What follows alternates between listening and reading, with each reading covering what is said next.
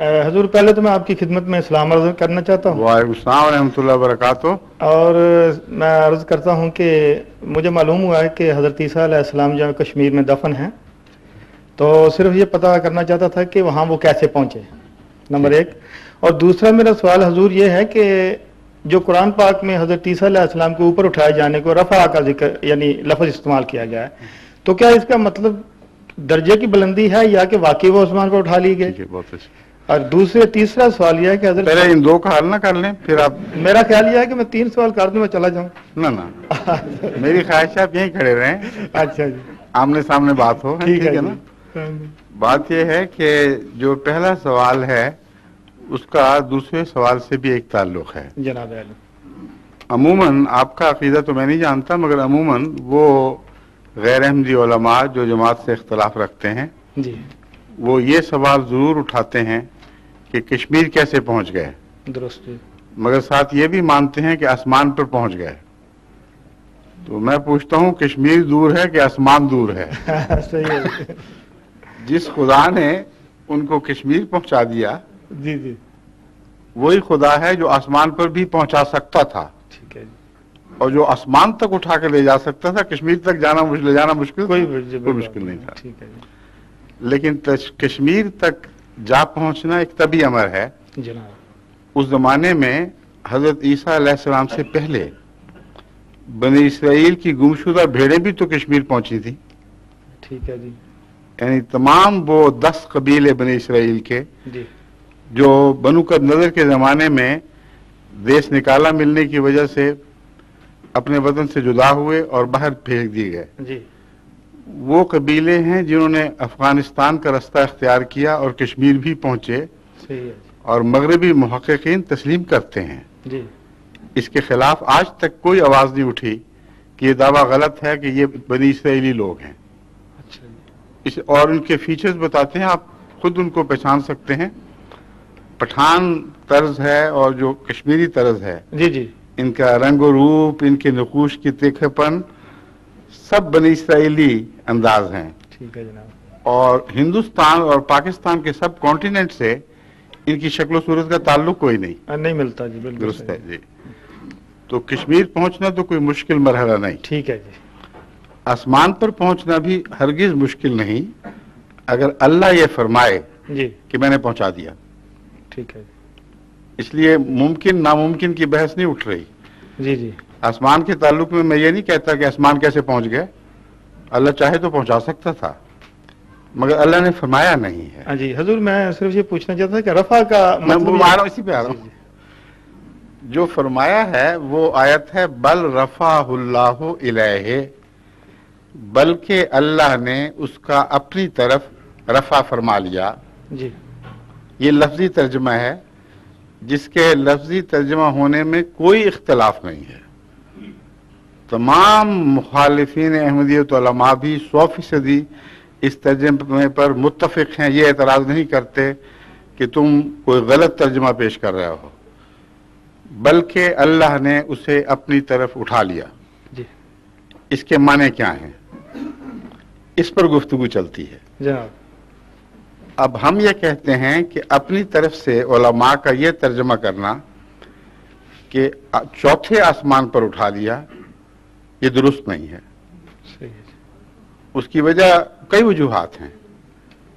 اول تو یہ کہ اس کا مطلب یہ ہوگا کہ خدا چوتھے آسمان پر تھا اور وہاں نہیں تھا جہاں مسیح موجود تھے.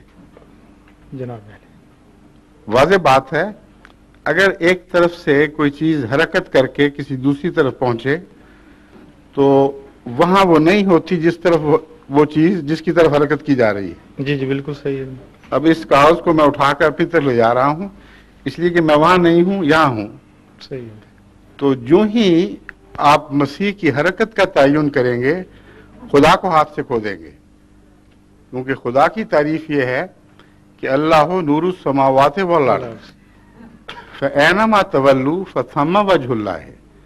اللہ تو زمین و آسمان کا نور ہے، جس طرف بھی تم رخ کرو گے ادھر خدا ہوگا. جی ہاں. تو مسیح کا کسی جسمانی طور پر کسی ایک سمت اس آیت کے نتیجے میں حرکت کرنا ممکن ہی نہیں ہے. ممکن نہیں. صحیح ہے جی. جہاں خدا تھا وہیں حرکت ہونی چاہیے، وہیں اس آیت کا عمل ہونا چاہیے. اور خدا ہر جگہ ہے مگر ہر شخص مرفوع نہیں ہے، اس لیے کہ خدا کی ذات لطیف سے لطیف تر ہے، اور صفات کے ذریعے سے انسان کا رفع ہوتا ہے. جو خبیث آدمی ہے وہاں بھی خدا موجود ہے جی بالکل، مگر وہ مرفوع نہیں ہے. صحیح ہے جی. انبیاء وہیں ہوتے ہیں جہاں خدا ہوتا ہے مگر وہ مرفوع ہوتے ہیں. تو رفع روحانی درجے کی ترقی کے سوا کچھ نہیں ہے، اور بن ہی نہیں سکتا. صحیح ہے جی. اور اس سلسلے میں کریم کے دوسرے جو محاورے ہیں وہ میں آپ کو بتاتا ہوں، اور حدیث کے محاورے جس سے صاف ثابت ہوگا کہ رفع کا وہی معنی درست ہے جو جماعت احمدیہ کرتی ہے. جی مثلا بلم باور کے تعلق میں ایک آیت آتی ہے کہ وَلَوْ شِئْنَا لَرَفَعْنَاهُ بِهَا جی وَلَكِنَّهُ أَخْلَدَ إِلَى الْأَرْضِ، کہ اگر ہم چاہتے تو اس کو ہم اٹھا لیتے. جی جی وَلَوْ شِئْنَا لَرَفَعْنَاهُ بِهَا، ان صفات کے ذریعے جو ہم نے اس کو عطا کی تھی اگر چاہتے تو اس کا رفع کر لیتے. وَلَكِنَّهُ أَخْلَدَ إِلَى الْأَرْضِ، لیکن وہ بدنصیب زمین کی طرف جھک گیا. جھک گیا، ٹھیک ہے. بس اگر زمین سے دور ہٹنے کا کوئی معقول موقع ہو تو اس آیت کا موقع ہے، کیونکہ یہاں دو باتوں کا اختلاف اس طرح دکھایا گیا ہے کہ ایک شخص زمین کی طرف جھک گیا جی اور زمین کا برعکس اوپر کی طرف اٹھنا ہوا کرتا ہے. صحیح. تو اگر رفع کا معنی بلندی کی طرف سفر ہوتا جسمانی طور پر جی جی تو سب سے زیادہ یہاں ہونا چاہیے تھا، مگر تمام علماء متفق ہیں کہ یہاں روحانی رفع مراد ہے، جسمانی طور پر رفع مراد نہیں ہے. تو پھر اس کا مطلب میں یوں لوں گی کہ جیسے رفع اللہ کا ذکرک، تو بالکل اسی مطلب میں یہ ہوا. بالکل، خدا درجات میں رفع فرماتا ہے. درست ہے جی. قرآن کریم میں انبیاء کے حوالے سے رفع ہی کا لفظ ملتا ہے اور 7 درجات کا لفظ لکھ کر بات کھول دی. بعض ان میں سے ایسے ہیں جن پر بعض دوسروں کو خدا نے رفع عطا فرمایا. رفع اللہ آیت نکالیں، بعضہم علی بعض درجات، یہ جو مجھے یاد ہے. جی بالکل، ہاں جی ایسا ہے. تو اب رفع کا مسئلہ تو حل ہوا، لیکن حدیث سے بھی ہوتا ہے یہی رفع مسئلہ حل. حضرت صلی اللہ علیہ وآلہ وسلم نے ہمیں جو 2 سجدوں کے درمیان دعا سکھائی، جی جی اس میں ورفانی کا لفظ بھی آتا ہے. بعض فرقے وہ دعا نہیں مانتے، وہ سمجھتے ہیں صرف توقف کرو اور دوسرا سجدہ کر دو، لیکن اکثریت ہے جو اس دعا کی قائل ہے اور دعا پڑھنے کے بعد پھر سجدہ کرتی ہے. اور جماعت احمدیہ کا بھی یہی موقف ہے. اس کی وجہ یہ ہے کہ قرآن نماز میں کوئی بھی حرکت یا سکون ایسا نہیں جو ذکر الہی سے خالی ہو. قیام میں بھی کرتے ہیں، رکوع میں بھی کرتے ہیں، 2 سجدوں کے درمیان لازماً دعا ہونی چاہیے. ٹھیک ہے جی. اور جب حدیث موجود ہے تو کوئی وجہ نہیں کہ انکار کیا جائے. اس میں ایک دعا کا جز یہ ہے ورفانی، میرا رفع فرما دے.